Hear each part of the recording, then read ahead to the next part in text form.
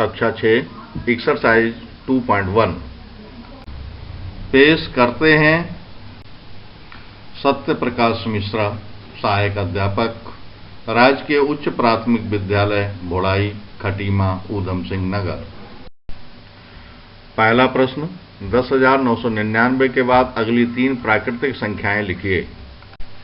अब इसका उत्तर देखते हैं। 10,999 के बाद पहली प्राकृतिक संख्या निकालने के लिए 10,999 में हम 1 जोड़ेंगे तो हमें प्राप्त हो रहा है 11,000, यानी पहली प्राकृतिक संख्या हमको प्राप्त हुई 11,000। दूसरी प्राकृतिक संख्या प्राप्त करने के लिए हमें जो पहली प्राकृतिक संख्या प्राप्त हुई थी उसमें हम 1 जोड़ते हैं तो हमें दूसरी प्राकृतिक संख्या प्राप्त हो जाती है जो है 11,001। इसी प्रकार तीसरी प्राकृतिक संख्या प्राप्त करने के लिए हम दूसरी प्राकृतिक संख्या में 1 जोड़ते हैं तो हमें प्राप्त होता है तीसरी संख्या 11,002। प्रश्न नंबर 2, 10,001 से ठीक पहले आने वाली 3 पूर्ण संख्याएं लिखिए। अब इस प्रश्न का उत्तर देखते हैं। 10,001 से ठीक पहले आने वाली 3 पूर्ण संख्याएं कौन कौन सी हैं देखते हैं। अब यहाँ पर हमें ठीक पहले की 3 पूर्ण संख्याएं ज्ञात करना है तो ठीक पहले की पूर्ण संख्या ज्ञात करने के लिए हम 10,001 में से 1 को कम कर देंगे, घटा देंगे तो हमें पहली पूर्ण संख्या प्राप्त हो जाएगी 10,000। अब उससे पहले की पूर्ण संख्या ज्ञात करने के लिए हम 10,000 में से 1 को घटा देंगे तो हमें दूसरी पूर्ण संख्या प्राप्त हो जाएगी जो हमें प्राप्त हो रही है 9,999। इसी प्रकार तीसरी पूर्ण संख्या प्राप्त करने के लिए ठीक पहले वाली हम दूसरी जो हमको संख्या प्राप्त हुई है, पूर्ण संख्या प्राप्त हुई है, उसमें से हम 1 घटा देंगे तो हमें तीसरी पूर्ण संख्या प्राप्त हो जाएगी जो 10,001 से ठीक पहले की है और ये हमें प्राप्त हो रही है 9,999। तीसरा प्रश्न है, सबसे छोटी पूर्ण संख्या कौन सी है? अब इसका उत्तर देखते हैं। इसका उत्तर है सबसे छोटी पूर्ण संख्या 0 है। चौथा प्रश्न, 32 और 53 के बीच आने वाली कितनी पूर्ण संख्याएं हैं?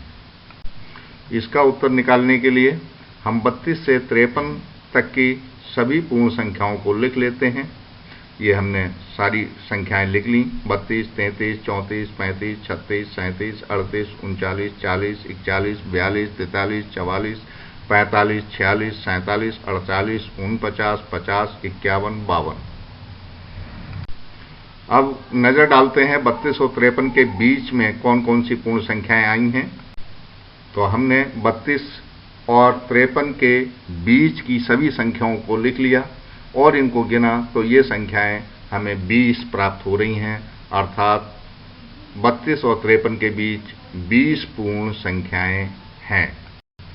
पांचवा प्रश्न, निम्न की परवर्ती संख्याएं लिखिए। ए खंड 24,40,701, बी खंड 1,01,199, सी खंड 10,99,999 और डी खंड 23,45,670। अब इसका हल देखते हैं। परवर्ती संख्याएं निकालने के लिए पहले तो हमें ये समझना पड़ेगा कि परवर्ती संख्या होती कौन सी है। तो परवर्ती संख्याएं दी गई संख्या के ठीक बाद वाली संख्या होती है। ठीक बाद वाली संख्या को परवर्ती संख्या कहते हैं। और इसको हम ज्ञात कैसे करते हैं? दी गई संख्या में 1 जोड़कर हमें परवर्ती संख्या प्राप्त हो जाती है। इसी प्रकार हम इन संख्याओं की परवर्ती संख्या निकालते हैं। परवर्ती संख्या निकालने के लिए जब हमने ए खंड में 1 जोड़ा तो हमें प्राप्त हुआ 24,40,702। बी खंड का उत्तर हमें प्राप्त हुआ 1,02,000। सी खंड का उत्तर प्राप्त हुआ 11,00,000 और डी खंड का उत्तर प्राप्त हुआ 23,45,671। छठा प्रश्न, निम्न की पूर्ववर्ती संख्याएं लिखिए।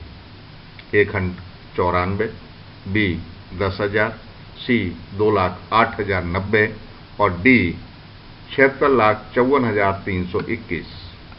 अब इसका हल देखते हैं। जिस प्रकार परवर्ती संख्याएं दी गई संख्या के ठीक अगली संख्या होती है, उसी प्रकार पूर्ववर्ती संख्याएं दी गई संख्या के ठीक पहले वाली संख्याएं होती हैं, अर्थात एक कम। इसको निकालने के लिए हम दी गई संख्याओं में से अगर हम एक घटा दें तो हमको पूर्ववर्ती संख्या प्राप्त हो जाएगी। तो ए खंड का उत्तर हमें प्राप्त हुआ 93, बी खंड का उत्तर प्राप्त हुआ 9,999, सी खंड का उत्तर प्राप्त हुआ 2,08,089 और डी खंड का उत्तर प्राप्त हुआ 76,54,320। सातवां प्रश्न, संख्याओं के निम्नलिखित युग्मों में से प्रत्येक के लिए संख्या रेखा पर कौन सी पूर्ण संख्या अन्य संख्या के बाईं ओर स्थित है? इनके बीच में उपयुक्त चिन्ह ग्रेटर देन या लेस देन का प्रयोग करते हुए इन्हें लिखें।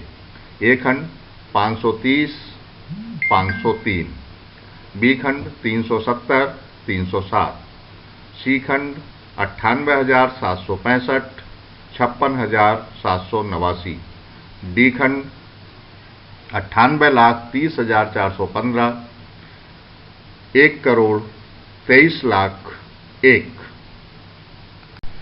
अब इस प्रश्न को हल करते हैं। ए खंड में दो संख्याएं दे रखी हैं और दोनों 3-3 अंकों की हैं। तो सबसे बाईं तरफ वाले अंक हम पहले देखते हैं कि बाईं तरफ के दोनों अंक 5-5 हैं, ये दोनों बराबर हुए। फिर हम दूसरा अंक देखते हैं दहाई का। दहाई पहली संख्या में दहाई 3 है और दूसरी में 0 है, अतः पहली संख्या बड़ी हुई यानी 530 बड़ी है 503 से, यानी 530 ग्रेटर देन 503, अर्थात 503 संख्या रेखा पर 530 के बाईं ओर स्थित है।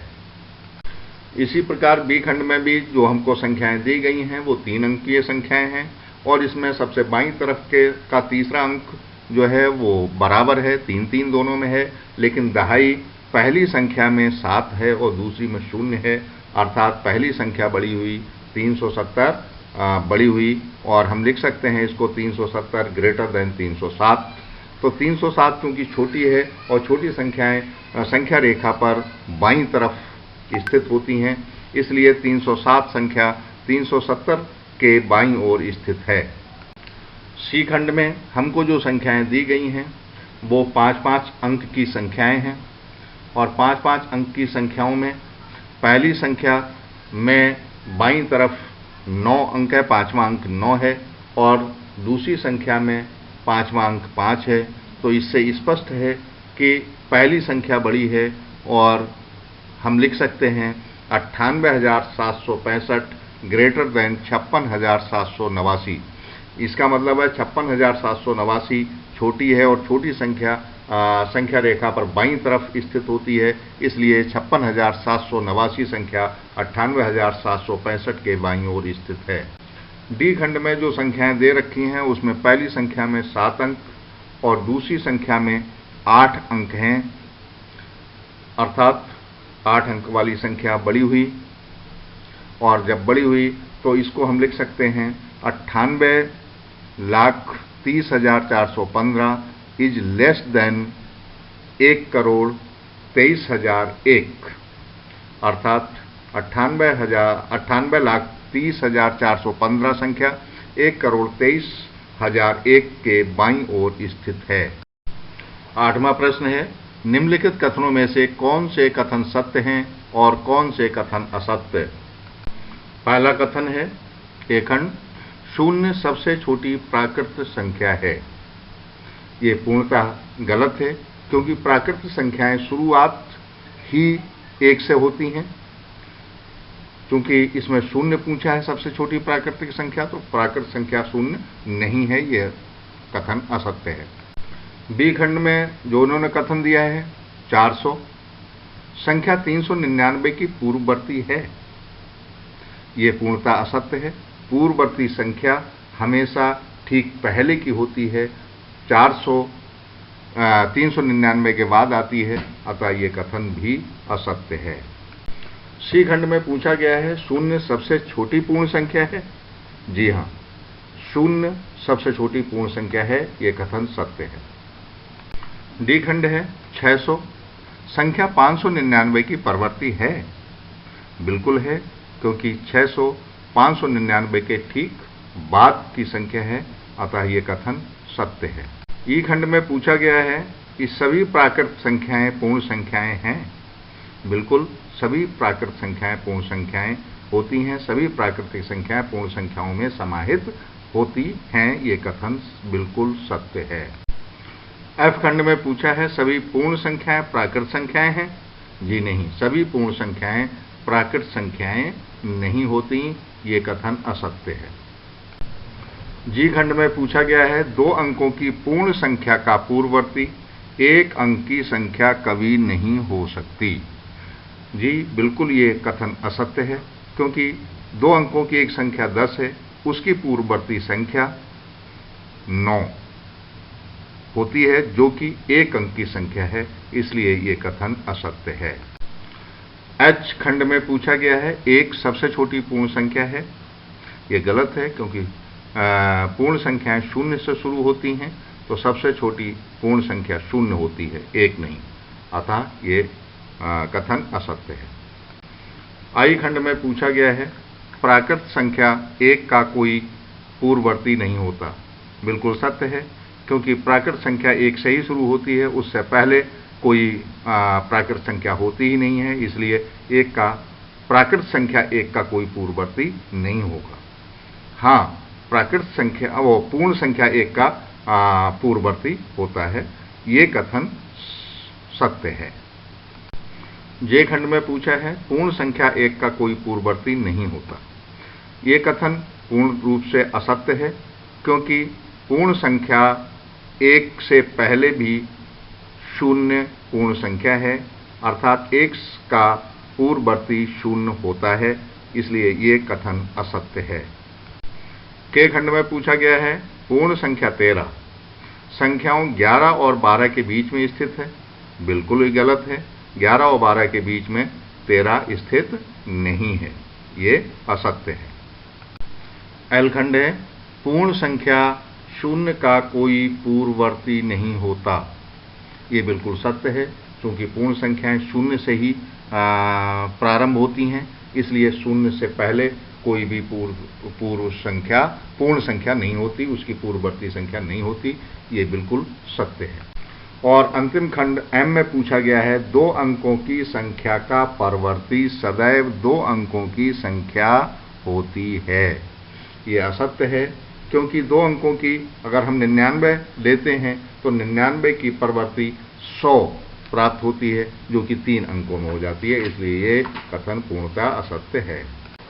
अगर आपने अभी तक हमारा चैनल सब्सक्राइब नहीं किया है तो प्लीज़ इसको सब्सक्राइब करें, जिससे कि आने वाली समस्त वीडियो आपको समय पर प्राप्त हो जाएं और आप इनका लाभ उठा सकें।